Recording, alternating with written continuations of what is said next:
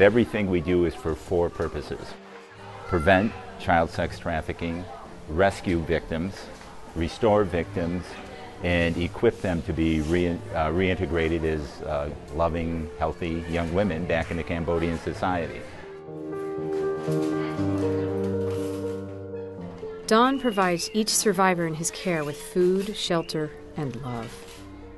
But he says that's not enough for the long term. But when that time comes to reintegrate her, she's going to go into a very different circumstance. With us, she's loved 24/7, unconditionally. And now she's going into a community that says she's trash, right? That believes she's trash. So the truth is, from the cultural perspective, she is a piece of trash. The only way to change that is if they have a good job where they can support themselves and help support their family.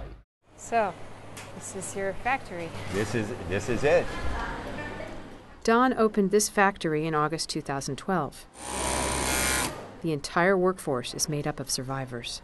So these jobs that we're able to provide in our factories, they're far more than just a place of employment. They're a place that restore honor to a girl, not just in the eyes of the girl, not just in the eyes of the people at the factory, but within the whole community. They become people of honor again. All these girls that you see here, this floor and upstairs, they're all survivors of sex trafficking. Upstairs, the girls are making intricately woven bracelets, each one hand-signed. Making money is not the #1 goal. I'm more concerned with making a difference than making money, because the products we sell out of our factory cost more, right? Because we pay 3 to 4 times the wages that were in any other factory. They work 5 days a week. They get health insurance, they get child care, they get free education. So the product is much more expensive, but the result of purchasing one is the freedom, love, and empowerment of a young woman. Making the bracelets is one thing. Selling them is entirely another. It takes really someone who's going to distribute the product, because you're not going to be able to make enough money selling the product here in order to support the girls at the level and provide the benefits. So you need someone in a Western country that'll say, I care more about making a difference than money. And Ken Peterson of Apricot Lane and 3 Strands is one of those guys. Hi, Mira. Thanks so much for coming to Cambodia. We're so excited that you're here. Oh, thank you. I'm very honored to be here and to learn more about the great work that you guys are doing. Ken owns a chain of fashion boutiques across the United States.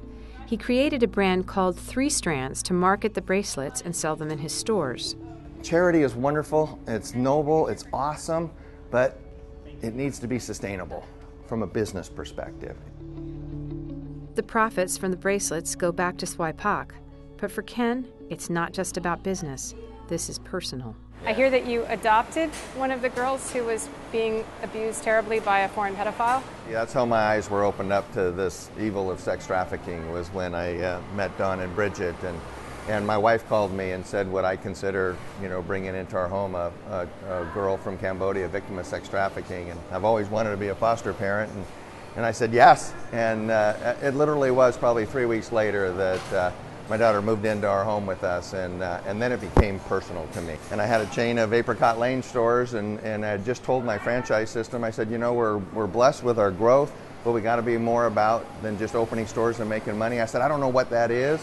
I said, but if we can come together, we can make a difference. And then I went back to my system and said, would you guys support something like, it's a difficult subject to take a retail chain, breast cancer awareness, no problem.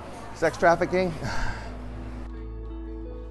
Despite the difficult subject matter, Ken says all of the stores within his franchise system embrace the concept. This is about creating jobs for these girls, providing hope for their future, dignity and self-esteem, helping them to reintegrate back into the communities that in their culture, they're considered trash. This is what they need to bring them out of that cultural stigma. We want them to develop skills and to be able to grow and expand from that. So the vision for 3 Strands is big, and like I said, it's more than Cambodia. It's hopefully all around the world.